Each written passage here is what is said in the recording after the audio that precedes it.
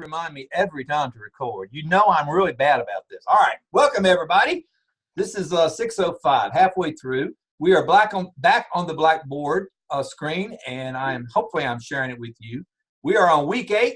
There are 2 items that I've added to here, added to week 8. You do not have to read them, but I do want you to know that they're there. Whenever I find a really nice article or something, I want to share it with you. This one's on the principal pipeline, primarily North Carolina, but South Carolina, you all would benefit from reading it as well.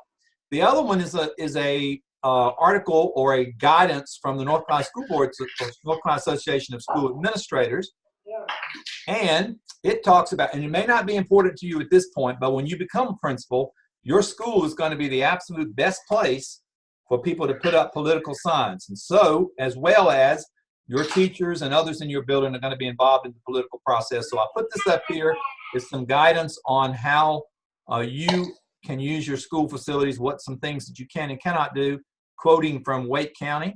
A couple of you are from Wake County, but it's some great articles about the political process and some things that you as a principal will be called on to respond to when you become that principal, and it won't be long before you get there.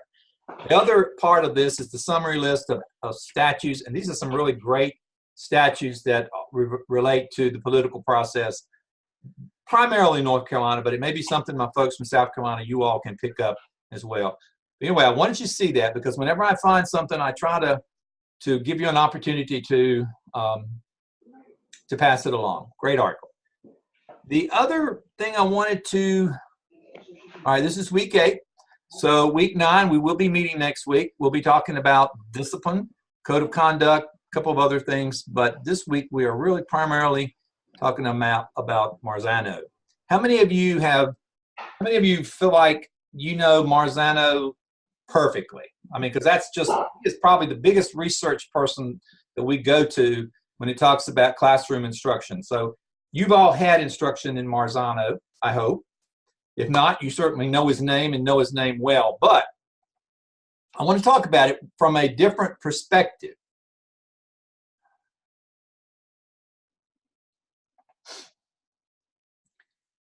And the reason I want to do that is because Marzano is really talking about ways in which the classroom teacher can become more effective.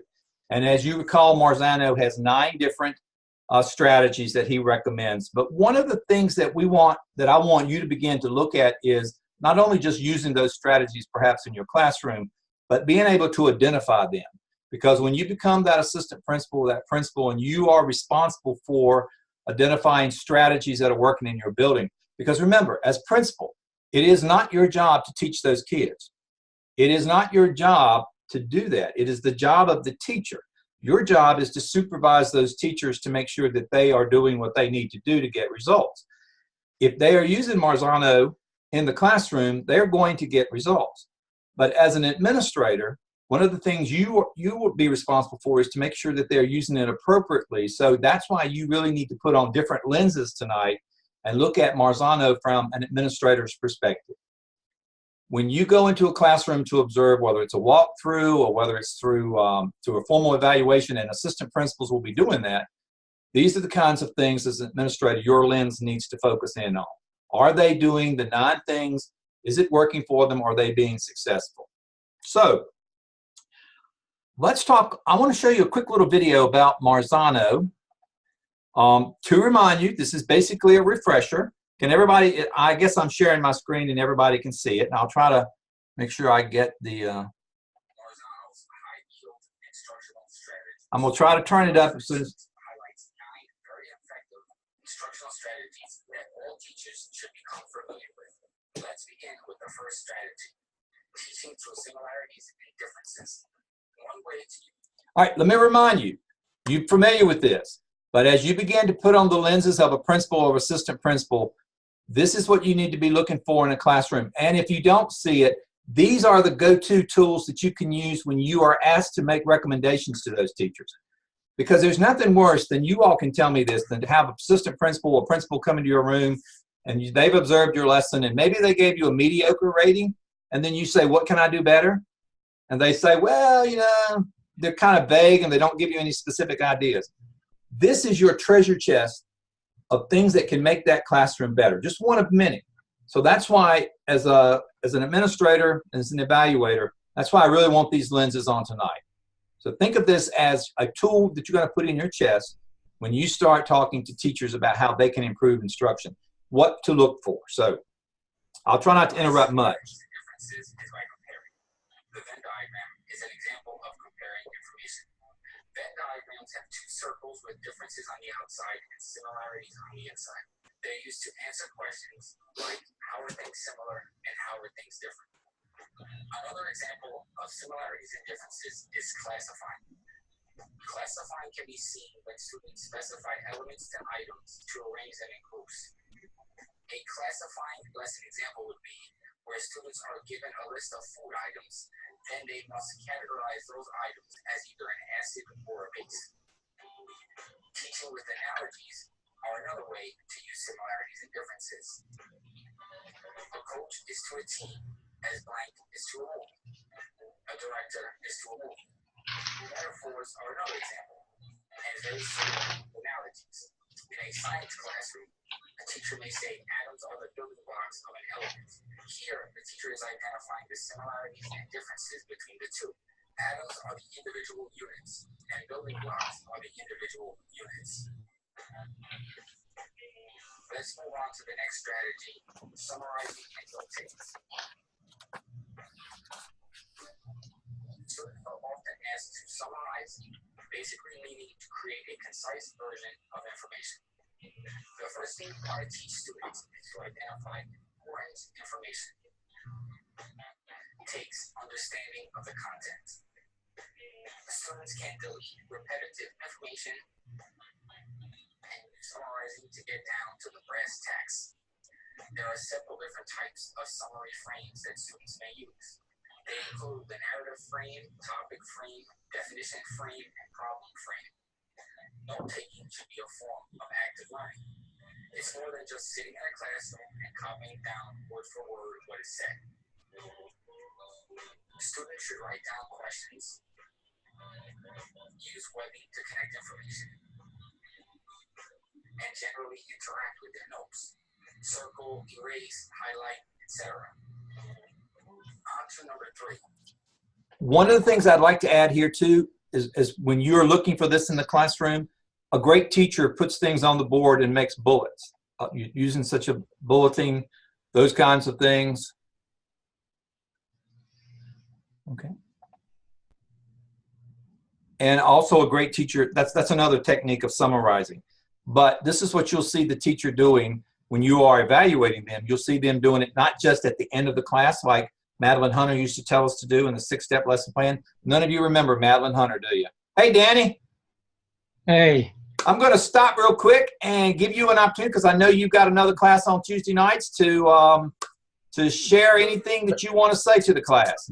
Stick around. Well, I just and I apologize for being late. I was upstairs painting a bedroom and a bathroom, so that's I've got paint all over me as well. But anyway, multitasking. And I understand that Robeson County went back to school this week. They did. Oh, they good. did. So so far so good so far.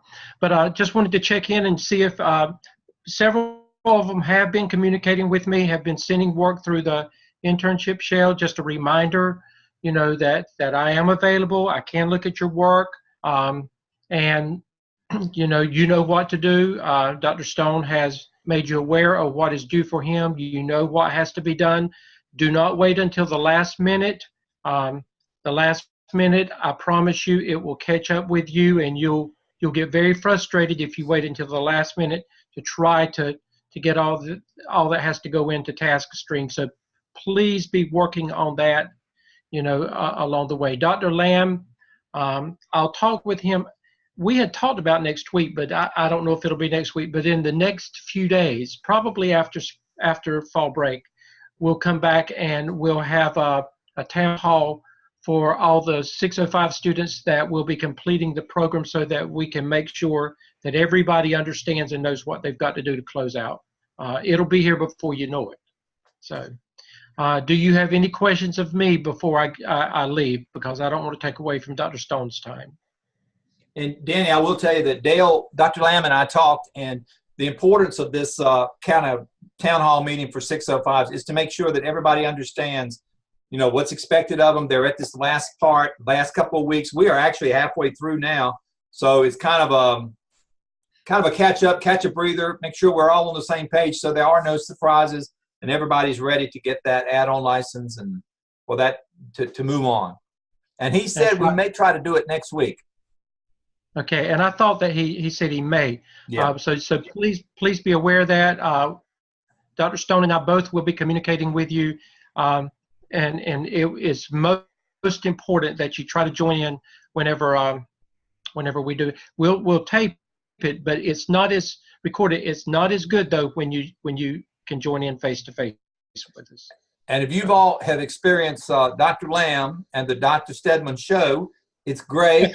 They do a great job together, but I would highly encourage you and all of your colleagues who aren't with us tonight to zoom in on that one and do it in person, because it really does give you a chance to say. All of these students went through boot camp with us, so they've been in the Army, right, Heath? They know you well. They've been in the Army. All right. But anyway, anything for Danny, because I really don't mind using this. This is a very productive time for us before he zooms out to do his next stuff. Anything for Danny? Thank you, Danny. Keep safe down there. Okay, and communicate with me, guys, if you need me, okay? Okay, we'll see you. Thanks, Danny. Okay, bye-bye. All right, so we'll go back. And again, what I'm trying to do is to make sure that everyone understands this is the perspective of the principal. Jace, Jennifer, you do Madeline Hunter? Oh my God, I taught that. Is that still what they do? Madeline Hunter, the 6-step lesson plan? Okay, all right, good deal. I do it. I mean, that was what I used and taught, but I thought okay. All right, you're aging, you're telling on yourself, but I won't say anything else. I started 2008 using that. I'm sorry? I started in 2008 using that. She's been around for a long time. She really has. Mm-hmm. It's a great model. It is. I like it. You want to directly tell students that their effort will lead to success. Give them an okay, a thumbs up, and a pat on the back. You can even leave them a post-it note for their classroom effort. Don't just praise students for doing what is expected. Give them praise when it's earned. Providing recognition when a child has an achievement helps build intrinsic values and intrinsic motivation for that child. If a student earns a grade of an A on a difficult exam, give that student a handshake. Though many teachers disagree with homework. Okay, let me stop here right now because I failed to mention this, but there's been a lot of research done about what goes on in the classroom and what kind of results that it can get, particularly on the kinds of measures that we measure students. And when you go back to similarities and differences, if this is something that your kids and the kids in your school, when you're that principal, and this is why it's important to you as a principal to know this, if your teachers are doing a great job with similarities and differences, you can get a 45% percentile gain, is what the research says, in student scores. That's for similarities and difference. That is where I would put if I'm a new principal in a building and you're working with your teachers, I would want to make sure that we hit similarities and differences, and I want to make sure that I'm an expert on it as the principal. I know what it looks like in the classroom. A 45 percentile gain if we do it with fidelity. The summarizing and note-taking, that's a 34% gain, a percentile gain in student scores if it's done well. The reinforcing recognition, 29% based on the research percentile gain. And that's an easy one. That's the one that we all do. And you will see that this is a lot of Madeline Hunter. It's just been expanded. It is the next strategy. Homework and practice. Now, there's been much controversy over homework these days, but meaningful homework does increase student achievement. The problems occur when teachers give out homework for homework's sake. Teachers need to provide feedback on homework problems. They also need to make it meaningful to the students. When assigning homework, you wouldn't give a first grader the same amount as a 12th grader. The amount of homework should increase as students advance in grade levels.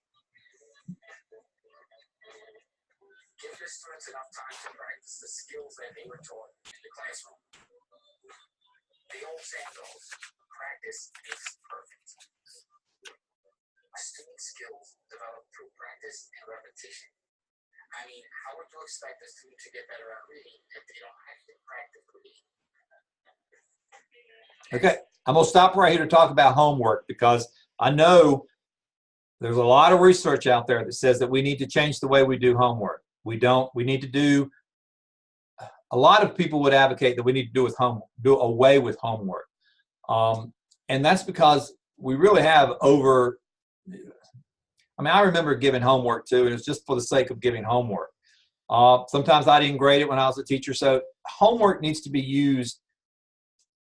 It needs to be used wisely, and you don't need to give them 100 if 3 or 4 examples will prove the concept. So use homework carefully. I understand there's a lot of controversy to it. I understand that it is something that people, and even now, even in the county I came from, as superintendent in Caldwell County, we have a task force looking at the possibility of doing away with homework. I mean, we've moved to that direction and making it where you have more of the work in the classroom and more of kind of making sure that everybody's on task, because that's where the teacher is.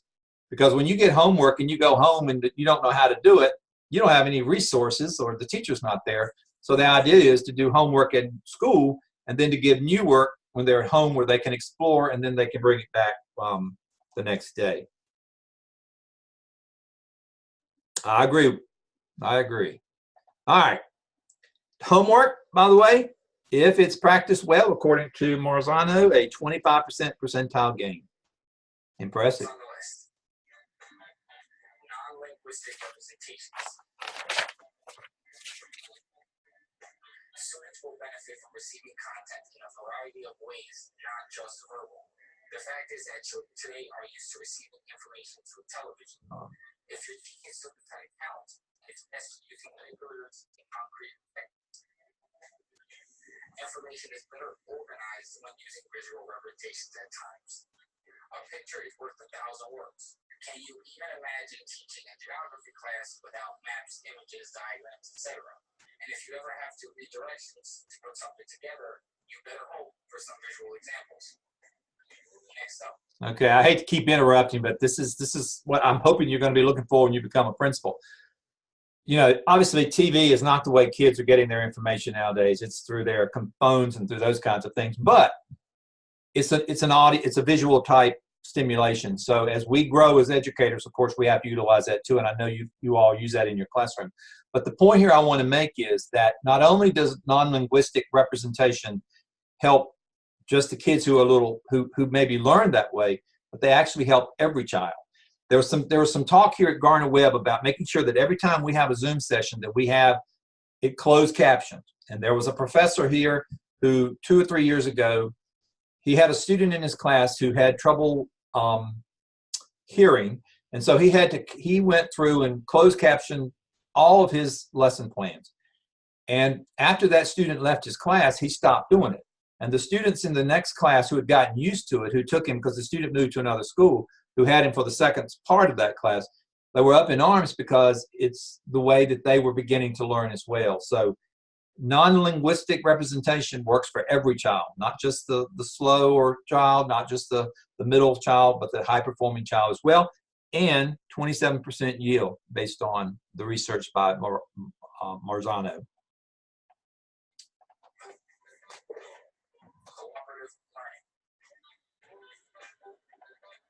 Cooperative learning should be used to increase skill achievement while teaching students soft skills and fostering student relationships. So many jobs require teamwork and collaborating with others. In the classroom, cooperative learning examples include learning centers and jigsaw activities. Learning centers are great for grouping students to work on specific skill sets. At each center, teachers can have students work together to solve problems, write a story, or carry out science experiments.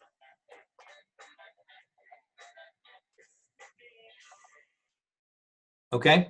You know, I would be highly disappointed if I walked into any one of your schools, even yours, Jason, a high school, and did not see cooperative learning going on. You don't, this is not just kindergarten where you have centers and all that. Something that has been proven to be very successful for all kids to have that chance to work with others. Let me see if I can get back to the chat.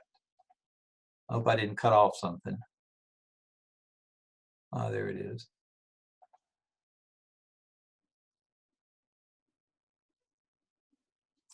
Jason, I think that's what the research is now saying that you need to do. While the teacher's handy and the kids have the opportunity to ask you something, that's the time to do it. Give them new stuff to do at home, or expand. Is that the way you do chat? Do I talk to it after you give me a chat message? Is that how you want me to do chat? Okay. You're my guinea pigs. The next instructional strategy is setting objectives and providing feedback. Provide students a clear and measurable learning target and have students work towards achieving that goal. Lesson targets are the first step toward learning. They set classrooms in the right direction. Give feedback that is both constructive and positive. Relate the feedback to the learning target. You have to let students know what they are doing right and what they are doing wrong, or else how can you expect them to learn? Next up, generating and testing hypotheses. There are different tasks that will require students to generate and test hypotheses. For example, tasks include time, invention, decision making, experimenting, investigations, and system analysis. Hypothesizing requires high order thinking. Students must not only obtain information, but must also apply that information using logic. Don't just give students solutions. Ask them to make predictions and deductions as to what may happen next. And lastly, questions, cues, and advanced organizers. Questions and cues will guide students to analyze and apply information while evoking critical thinking skills. Teachers should routinely pose questions to the students. Be sure to give students ample wait time. The time is necessary for students to process the question. Then call on students. After the student responds, follow up with more probing questions. Advanced organizers introduce and categorize information for students. Advanced organizers can be used to activate prior knowledge, as in the case of KWL charts. Right now, I would just like to say thank you for your time. Subscribe to this channel.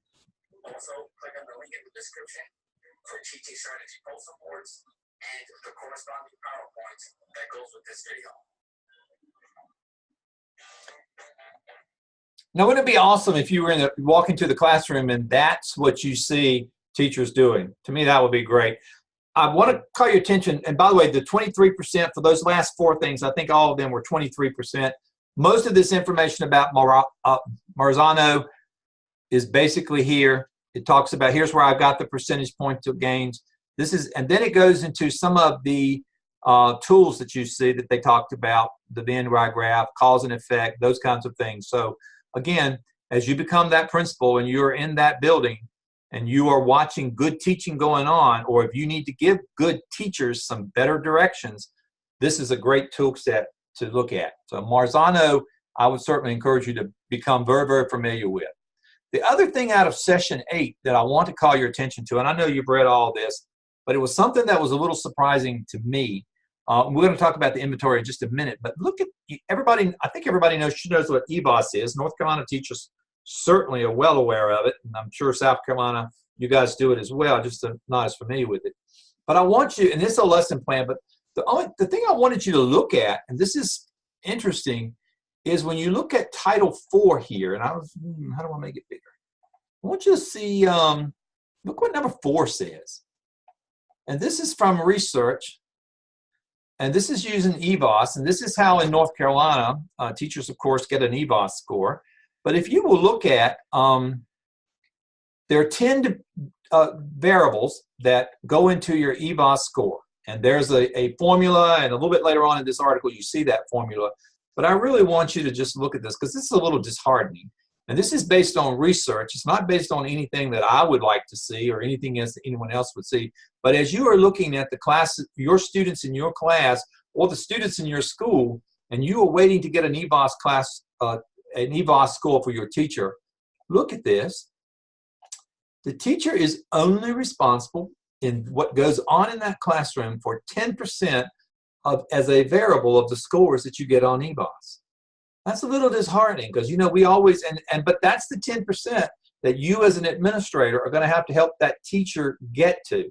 And using Marzano or using Madeline Hunter or using whatever strategies work and whatever strategies you can give those teachers, we have got a lot of work to do with this 10%.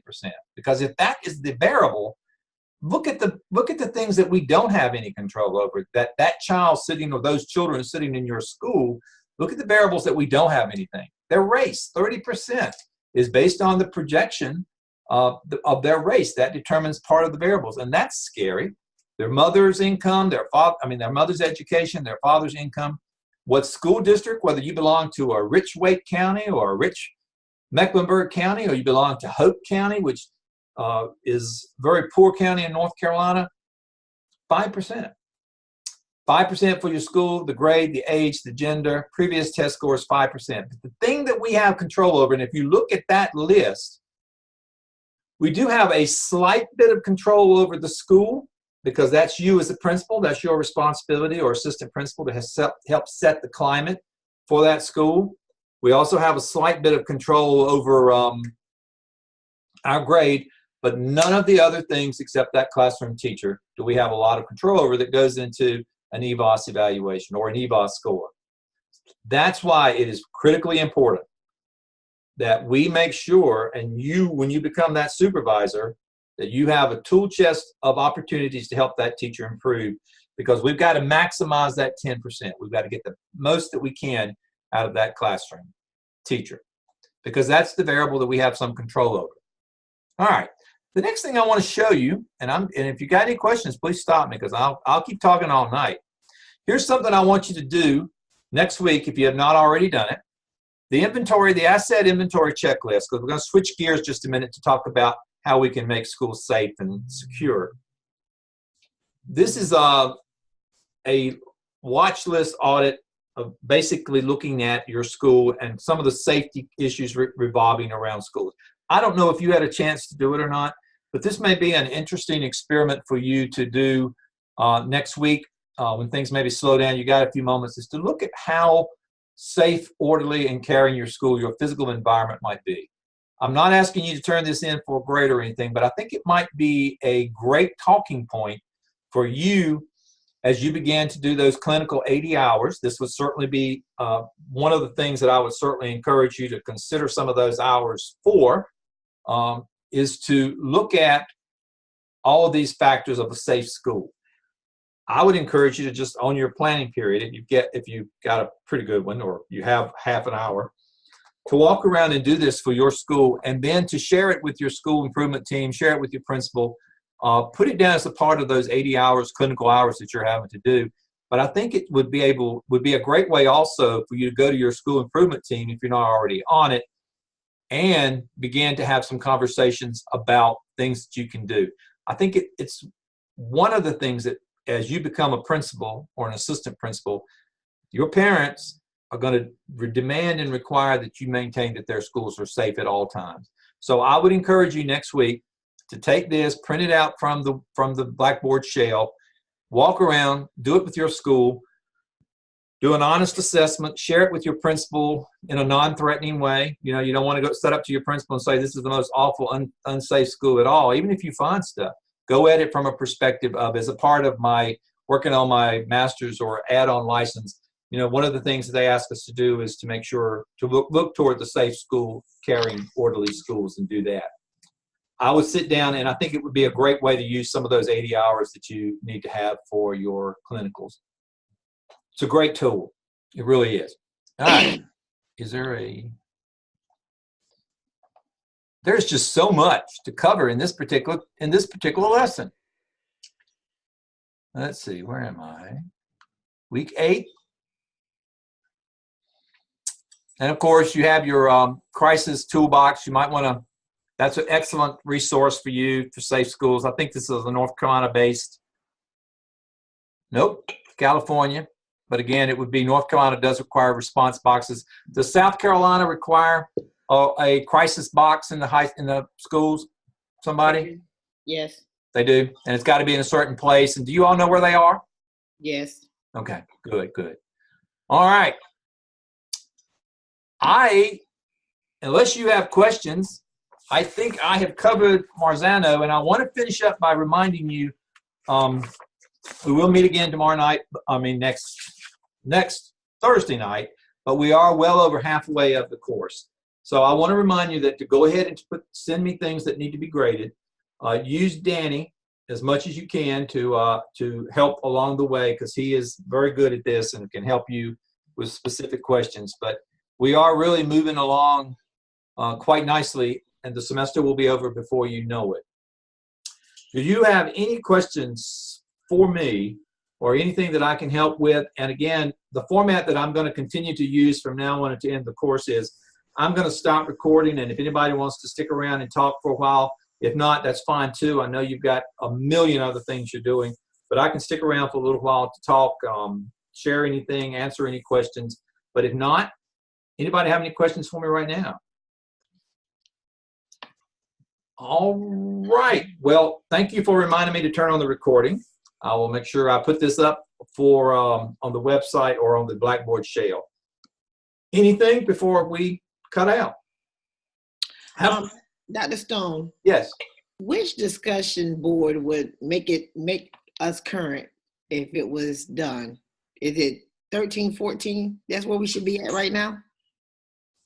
Discussion board? Yes. Let me pull it up to, no, that's not it.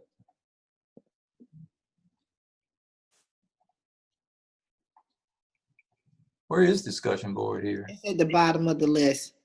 There Right. it is. Yeah, there it is. We are on week 8. So I would say, since there are 23 of them, I'd say you probably need to be well over halfway, 11 or 12. Did that help? That helps. All right. Any other questions? Thank you. Thank you. All right. Y'all have a great week. I'm going to stop recording. I'll hang around if anybody wants to stop and talk. Have a good night, everybody. Have a great week. Good night. Let me figure out how to cut it off.